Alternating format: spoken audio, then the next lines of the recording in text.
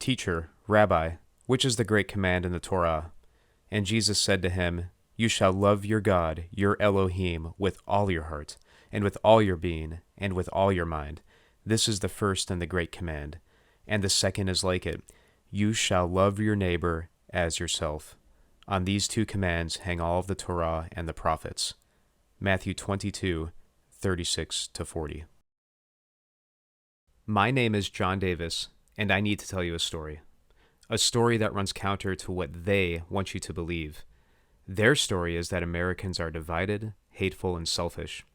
My story tells the opposite, and they don't want me to tell it because it makes them look weaker.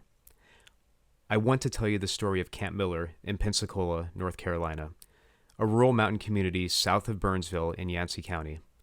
A community that was visited by the National Guard for one day, and where the extent of federal aid was 3 inflatable tents and a pallet of water, which no one touched because no one trusted it. This is a community that has become a destination for hundreds of volunteers from all over our great country. This is a strong community that is taking care of its own. I had only 2 short days to spend at Camp Miller when I was with Grindstone Ministries, but it left me with a renewed hope in our country and a supercharged faith in our God.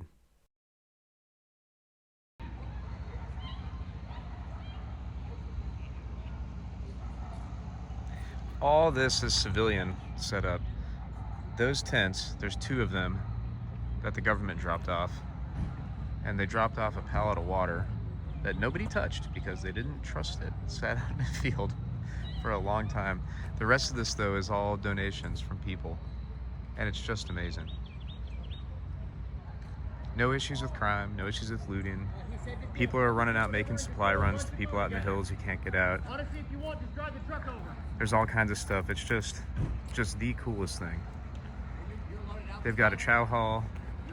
They've got sanitation. There's those 2 other government tents down there that they're using. They got water, medical supplies.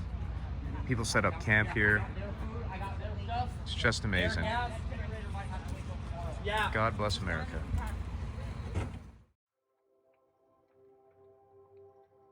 Then the Lord answered Job out of the whirlwind and said, "Who is this that darkens counsel by words without knowledge? Dress for action like a man. I will question you, and you make it known to me. Where were you when I laid the foundation of the earth? Tell me if you have understanding. Who determined its measurements? Surely you know. Or who stretched the line upon it? On what were its bases sunk, or who laid its cornerstone, when the morning stars sang together, and all the sons of God shouted for joy?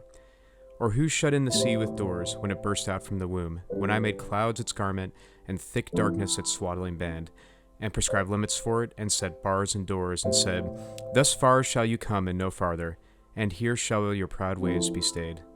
Have you commanded the morning since your days began, and caused the dawn to know its place, that it might take hold of the skirts of the earth, and the wicked be shaken out of it? It is changed like clay under the seal, and its features stand out like a garment. From the wicked their light is withheld, and their uplifted arm is broken. Have you entered into the springs of the sea, or walked into the recesses of the deep? Have the gates of death been revealed to you, or have you seen the gates of deep darkness? Have you comprehended the expanse of the earth? Declare, if you know all this. Where is the way to the dwelling of light, and where is the place of darkness? That you may take it to its territory, and that you may discern the paths to its home. You know, for you were born then, and the number of your days is great. Have you entered the storehouses of the snow, or have you seen the storehouses of the hail, which I have reserved for the time of trouble, for the day of battle and war? What is the way to the place where the light is distributed, or where the east wind is scattered upon the earth? Who has cleft a channel for the torrents of rain, and a way for the thunderbolt, to bring rain on a land where no man is, on the desert in which there is no man, to satisfy the waste and desolate land, and to make the ground sprout with grass? Has the rain a father, or who has begotten the drops of dew? From those womb did the ice come forth, and who has given birth to the frost of heaven?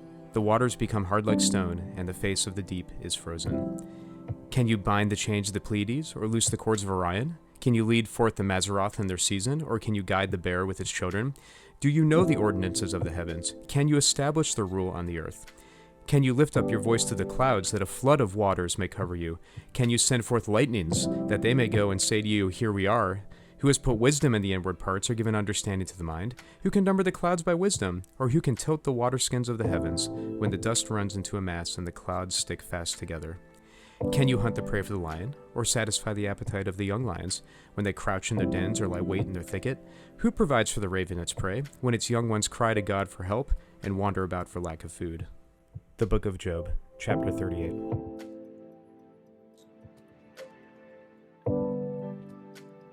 I returned home from my deployment with Grindstone on a Saturday.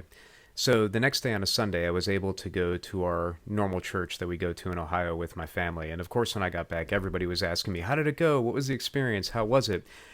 How do you answer that? On one hand, it was fantastic. I met a lot of amazing men and women who are truly doing the work of God, who are just amazingly capable people too, that I enjoyed working with and enjoyed their fellowship and just had a really good time. On the other hand, I heard stories that are incomprehensible. I'll share one now. There was a fellow, I didn't interview him, but a fellow, another guy who was with Grindstone interviewed him. And, interviewed his neighbor. And his neighbor lady had said that this guy's house had been washed away. And his family and he had been washed away with it in a mudslide. There was a lot of mud and water that was coming down.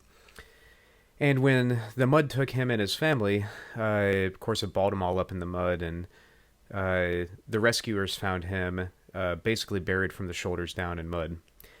And when they found him, he was crying, he was weeping, and he said, just let me die, just let me go. And they couldn't understand why, that they wanted him to die. Or they couldn't understand why he wanted to die, and he didn't want to be rescued. And the reason was his family stopped scratching at his feet. They were buried in the mud below him, and they had been scratching at his feet to let them know that they were still there. And they stopped.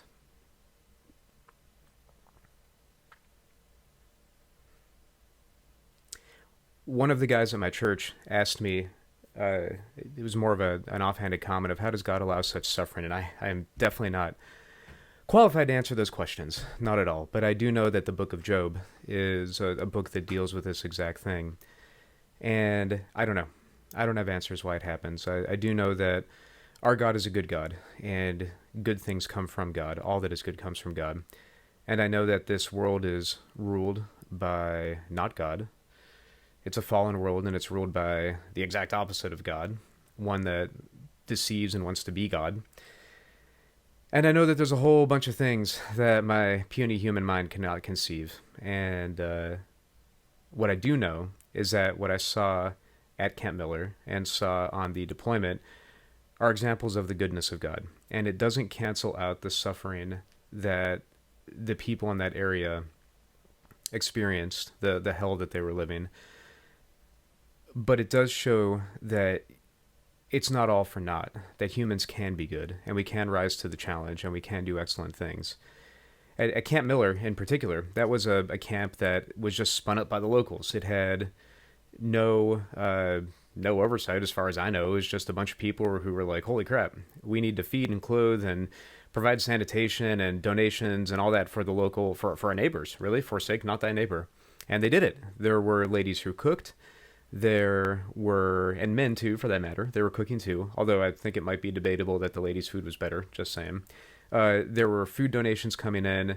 A man from Cincinnati who nobody knew came in and set up a tactical operations center, a talk where they were taking in intelligence from the local people, and they would put it up on a board, and he would basically send out missions to go help people, and it'd be everything from delivering generators and hooking them up, to making sure the elderly were checked on and had food and water, to delivering clothes and other donations or checking up on people. There was a major issue there called Mountain Strong, which in my part of Ohio, I can identify with this. Mountain Strong is where you have people that have nothing, but they are too proud to admit that they need help. They are so used to being self-sufficient that they literally don't know how to accept help. And dealing with Mountain Strong is the biggest hurdle that we had, because I can tell you, and I'll put this picture up, and this is not from Pensacola. This is, I think, from Eastern Tennessee that somebody else took. But this fellow, his house literally washed down the river. He had nothing. And the first day that Grindstone met this guy, he's standing there where this sign is and where his house used to be. And they're like, hey, what do you need? And he's like, I don't need anything. Obviously, sir, you need something. Your house isn't here anymore. No. There's probably somebody worse off than me. And the guy would not take donations. And the next time they came back, he put up this sign with a sense of humor because that's what people do. That's what us Appalachians do. We kind of deal with what's been given to us, and we go from there. So, yeah. There's a lot going on down in North Carolina and Eastern Tennessee. It's rough down there, and I don't want to pretend to say that it's even close to over for these people.